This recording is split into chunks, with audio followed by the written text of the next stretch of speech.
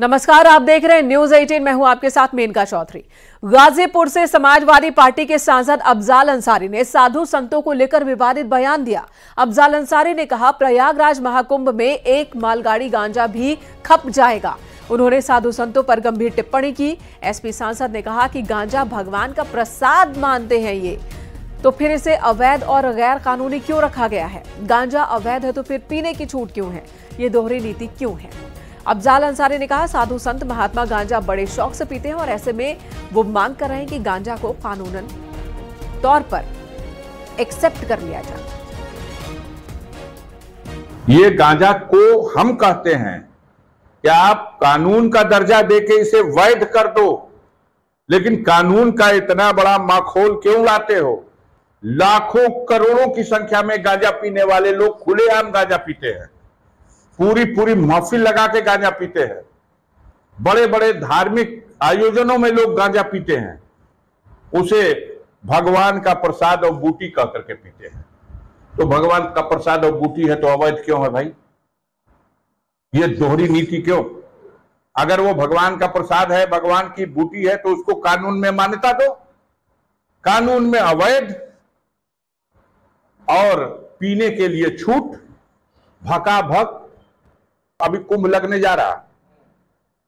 जा रहा ना, एक आध मालगाड़ी भी अगर चली जाएगी गांजा की तो खत्म हो जाएगी।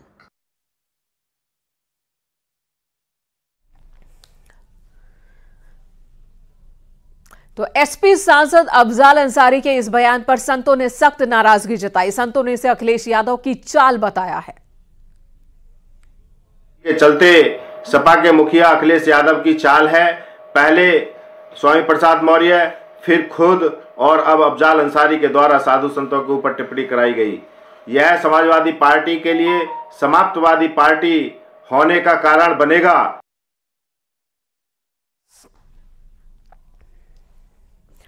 वहीं अफजाल अंसारी के गांजे वाले बयान पर जहां एसपी ने गोलमोल जवाब दिया, तो कांग्रेस ने इसे अफजाल अंसारी का उनकी निजी सोच बताया है।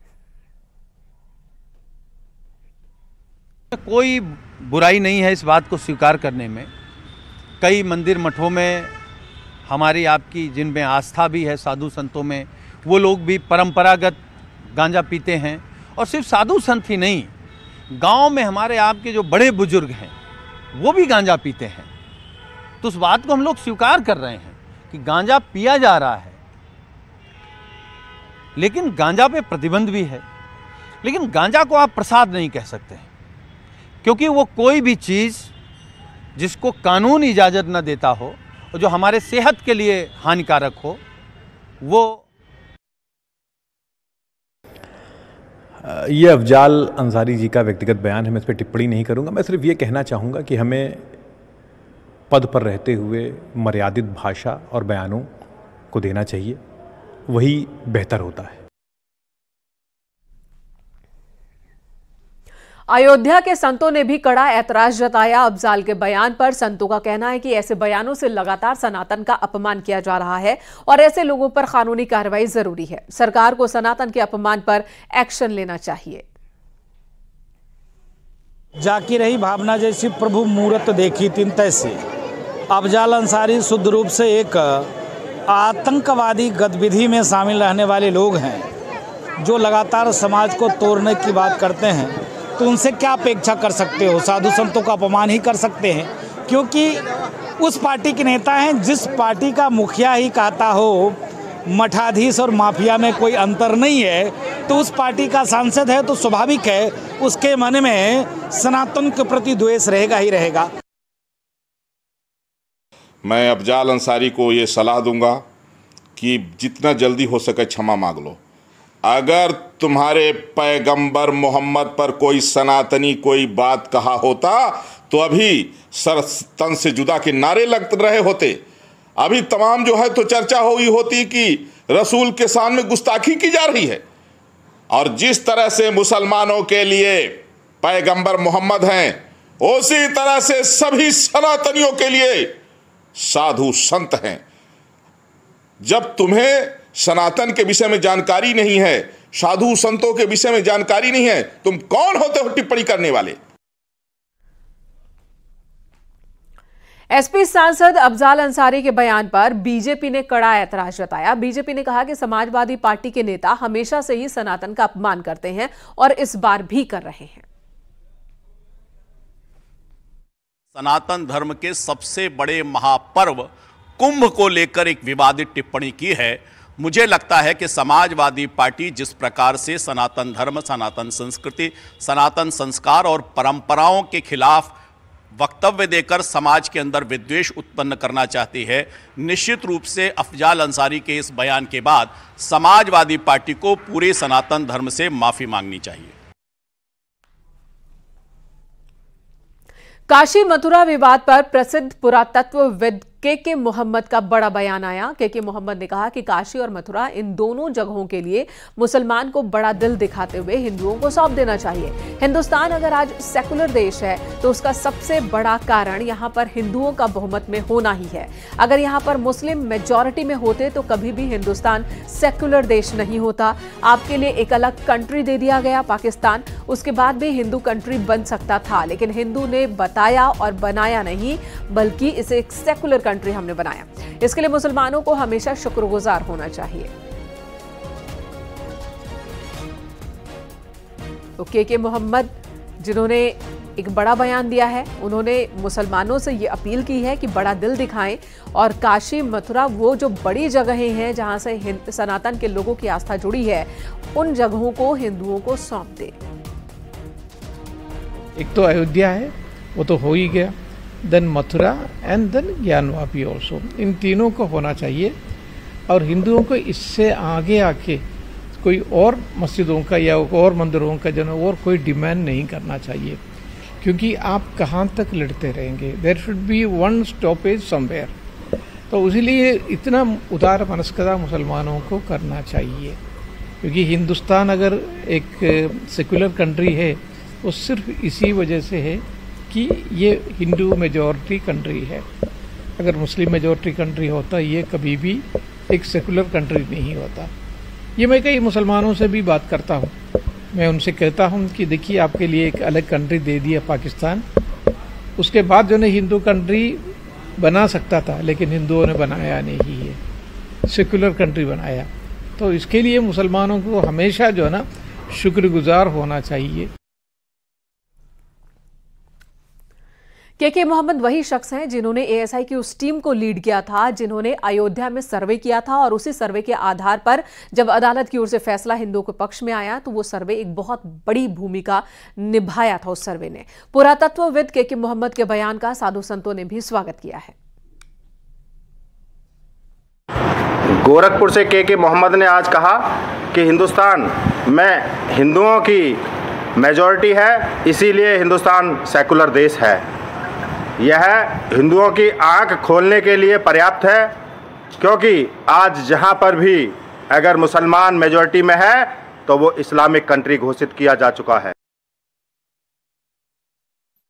मक्का मदीना जैसे स्थान वहां पर हैं मुसलमानों के, लेकिन हमारे हिंदू सनातनियों के कौन कौन से स्थान है?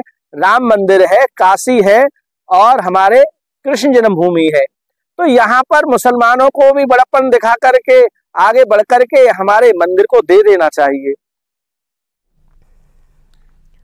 वहीं काशी और मथुरा में हिंदू पक्ष के वकीलों ने मुस्लिम समाज से आगे आकर दोनों मंदिरों पर अपना दावा छोड़ने की बात कही।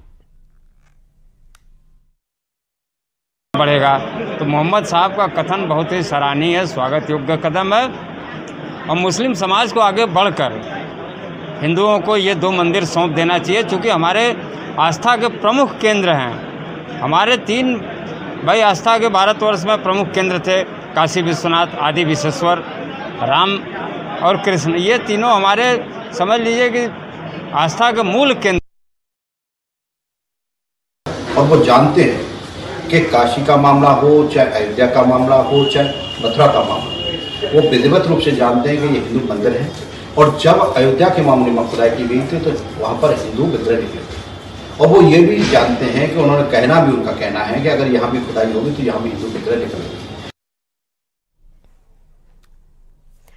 वहीं बीजेपी ने भी के मोहम्मद के इस बयान का स्वागत किया। जिस तरह से मुसलमानों के लिए मक्का मदीना प्रिय है, उसी तरह से हिंदुओं के लिए भी काशी और मथुरा प्रिय है। और अगर भाईचारे से कोई चीज मिल जाए, किसी भी समस्या का समाधान भाईचारे से हो जाए, तो उससे बेहतर बात क्या है। निश्चित तौर पे ये पूरी दुनिया जानती है कि भगवान कृष्ण की जन्मस्थली मथुरा है और भगवान भोले की नगरी काशी है। इधर जम्मू कश्मीर के रामनगर में सीएम योगी आदित्यनाथ जमकर गरजे। सीएम योगी ने कहा कि डबल इंजन सरकार की ताकत को समझना चाहिए। यूपी में डबल इंजन सरकार का असर दिख रहा है। 500 साल बाद बना राम मंदिर बड़ा उदाहरण है। यूपी में विकास हो रहा है। सीएम योगी ने कहा कि ये नया भारत है, अपनी रक्षा करना जानता है और बदला लेना भी जानता है।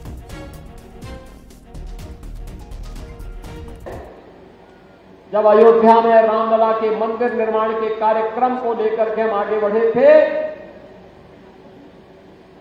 तब जो लोग इसमें बाधक थे, जिनकी चर्चा मैं करने वाला हूं अभी कुछ देर बाद, ये लोग कहते थे कि अगर राम मंदिर के पक्ष में फैसला हुआ और राम मंदिर का निर्माण हुआ तो खून की नदियां बहेंगी। हमने कहा ये नया भारत है, खून की नदियां नहीं बहती हैं। ये अपनी सुरक्षा करना भी जानता है और सुरक्षा में सेंध लगाने वालों की वह दुर्गति करता है। उनके लिए न कफन नसीब होगा, न 2 गज जमीन ही नसीब हो पाएगी। बहनों और भाइयों, परिणाम क्या रहा? पिछले 7 साढ़े 7 वर्ष में उत्तर प्रदेश में एक भी दंगा नहीं हुआ। डबल इंजन सरकार की क्या ताकत होती है?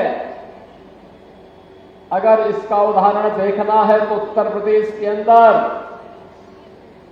500 वर्षों के बाद अयोध्या धाम में रामलला के भव्य मंदिर का निर्माण और रामलला का वहां पे विराजमान होना इसका उदाहरण है। एक बात समान रूप से है, जब अयोध्या में रामलला के मंदिर निर्माण के कार्यक्रम को लेकर के हम आगे बढ़े थे, तब जो लोग इसमें बाधक थे, जिनकी चर्चा मैं करने वाला हूं अभी कुछ देर बाद, ये लोग कहते थे कि अगर राम मंदिर के पक्ष में फैसला हुआ और राम मंदिर का निर्माण हुआ तो खून की नदियां बहेंगी। हमने कहा ये नया भारत है, खून की नदियां नहीं बहती हैं। ये अपनी सुरक्षा करना भी जानता है और सुरक्षा में सेंध लगाने वालों की वह दुर्गति करता है। उनके लिए न कफन नसीब होगा, न 2 गज जमीन ही नसीब हो पाएगी।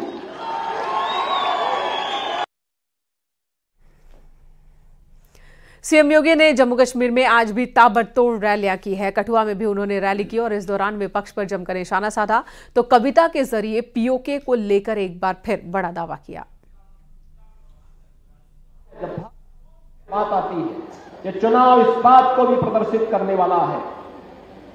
हम लोग बचपन में गाते रहे हैं, बिना सिंध के हिंद कहां है, रावी बिन पंजाब नहीं, गंगा आखिर खुश हो कैसे जब तक संग चीनाव नहीं है। बहनों और भाइयों, पाकिस्तान आज परेशान है 2 कारणों से। एक, अपने ही कर्मों की सजा भुगत रहा है। बलूचिस्तान कहता हमें पाकिस्तान में नहीं रहना, क्योंकि बलूचिस्तान के लोग कहते हैं, बलूचिस्तान के लोग कहते हैं कि साहब पाकिस्तान की हुकूमत कहती सारी विदेशी है। ये बलूचिस्तान के लोग अपने को अलग कह रहे हैं। और याद